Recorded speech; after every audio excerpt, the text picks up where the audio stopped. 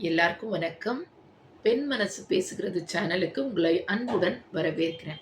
இன்னைக்கு நம்ம பார்க்க போறது யாரு அப்படின்னு பார்த்தீங்கன்னா, மிகவும் சக்தி வாய்ந்த மாந்தியம்மன் கோயில். இவங்க யாரு அப்படிங்கிறத பத்தியும், இவங்களுடைய புராணத்த பத்தியும், இவங்கள ஏன் நாம வழிபடணும்? இவங்கள வழிபட்டா என்ன நன்மைகள் நடக்கும்? அத அனுபவித்து நான் உங்ககிட்ட சொல்றேன். அ ஜாதகத்துல வந்து மாந்தி அப்படின்றவங்க இருப்பாங்க. ஒரு சில பேருக்கு லக்னத்துல இருக்கலாம். அதாவது லக்னம்ங்கிறது 1வது வீடு. 2வது இடத்துல இருக்கலாம். 3வது இடத்துல இருக்கலாம். 4வது இடத்துல இருக்கலாம். இப்படி 12 கட்டம், ராசி கட்டம் 12ல எந்த இடத்துல மாந்தி நிக்கிறாரோ, அந்த இடத்துல நிச்சயமா வந்து அதுக்கான அ இதெல்லாம் வந்து நம்ம அனுபவிப்போம். இப்போ 1ஆம் இடத்துல லக்னத்துல வந்து மாந்தி நின்னா என்ன பலன் அப்படின்னு பார்த்தீங்கன்னா, பிரேத சாப தோஷம் இருக்கிறதா அர்த்தம்.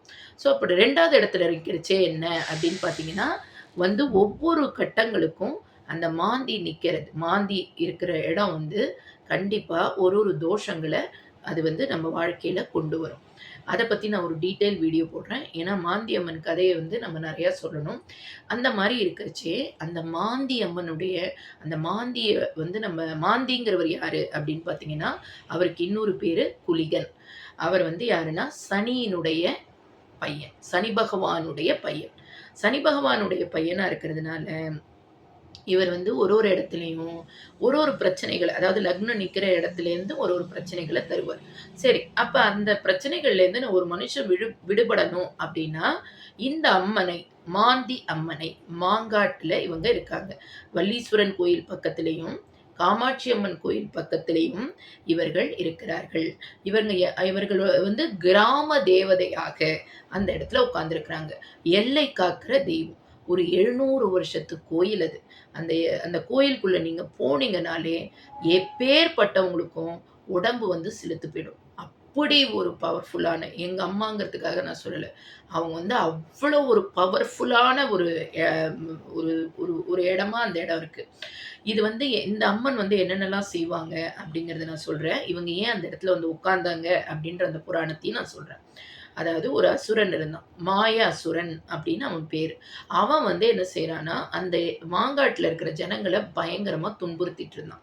அப்ப சோலையம்மன்ட்ட போய் எல்லாரும் சொல்றாங்க. இந்த மாதிரி வந்து இந்த மாய அசுரன் வந்து எங்கள படாத பாடு படுத்துறான். நீ எதுவுமே செய்ய மாட்டியா? அப்படின்னு சொல்லி கேட்கிறச்சே, அந்த அம்மா என்ன செய்றாங்கன்னா, மாந்தி அம்மனாக அவர்கள் வந்து பிறவி எடுத்து, அந்த மாந்தி அம்மன் வந்து என்ன செய்றாங்கன்னா, இந்த மாய அசுரன ஒரு அ ஒரு குண்டலம் மாதிரி மாத்தி, அத வந்து காதுல வந்து அவங்க வந்து போட்டுக்கிறாங்க, அந்த அம்மன.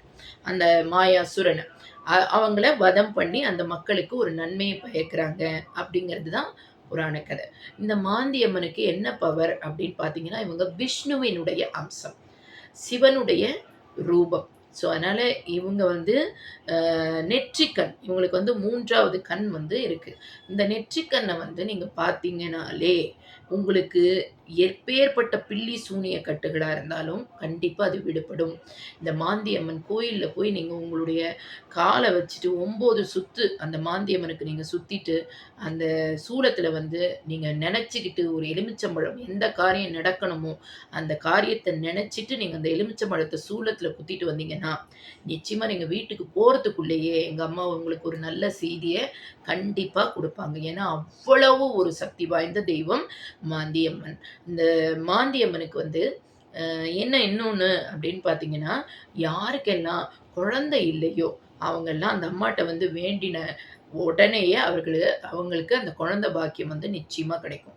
அதே மாதிரி செவ்வாங்கிறது வந்து ரொம்ப ரொம்ப முக்கியம்.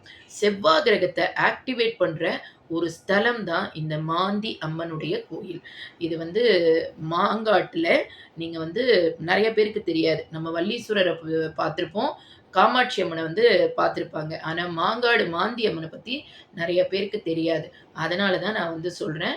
ஏன்னா, நமக்கு வந்து மாந்தியினுடைய பிரச்சனைகள் வராம இருக்கணும்னா, இந்த அம்மனுக்கு நம்மளால முடிஞ்சது. ஒண்ணு பால் அபிஷேகமோ, இல்ல தயிர் அபிஷேகமோ, இல்ல முழுசா எல்லா அபிஷேகங்கள் பன்னீர்லேருந்து எல்லாமே அங்க வந்து ஒரு அண்ணா இருக்காங்க. அவங்க அவங்க தான் அந்த வந்து பரம்பரையா அவங்க தாத்தாலேருந்து, அப்பாலேருந்து, அவர்லேருந்து செஞ்சுட்டு வராரு. அவர் பேரு நாகராஜ். ஸோ நீங்க அவர்கிட்டயும் அந்த அபிஷேகத்துக்கு பைசா குடுத்து, நீங்க அந்த அம்மனுக்கு அபிஷேகம் பண்ணலாம். அபிஷேகம் பண்றதுனால, புடவ வாங்கி சாத்துறதுனால நமக்கு நல்லது நடக்குமானா, லைஃப்ல நெறைய நன்மைகள நாம நிச்சயமா பெற்றுக்கொள்வோம். இந்த அம்மன் வந்து நான் வந்து வெறுமனே சொல்லல. எனக்கு தெரிஞ்சு நான் எத்தனையோ பேருக்கு அந்த இடத்த வந்து சொல்லி, அவங்க எத்தனை எங்கெங்கேயோ போய் தீர்க்க முடியாத பிரச்சனைகள் எல்லாம், அவங்க ஒரு தொடர்ந்து ஒரு 9 வாரம் போய், 7 வாரம் போய், அவங்களுக்கு நெனச்சப்பலாம் அங்க போயி, அவங்க நல்லா வந்து இப்ப இருக்காங்க. அதனால தான் உங்ககிட்ட ஷேர் பண்றேன். நீங்க என்ன பண்ணுங்க, ஒரு தடவையாவது இதெல்லாம் பக்கத்து பக்கத்துல இருக்கிற ஸ்தலங்கள். இந்த ஸ்தலங்களுக்கு நம்ம போறதுனால நெறைய நன்மைகள் நடக்கும். நீங்க போயிட்டு வாங்க. நன்றிகள் பல. மறக்காம என்ன பண்ணிடுங்க, சப்ஸ்கிரைப் பண்ணுங்க.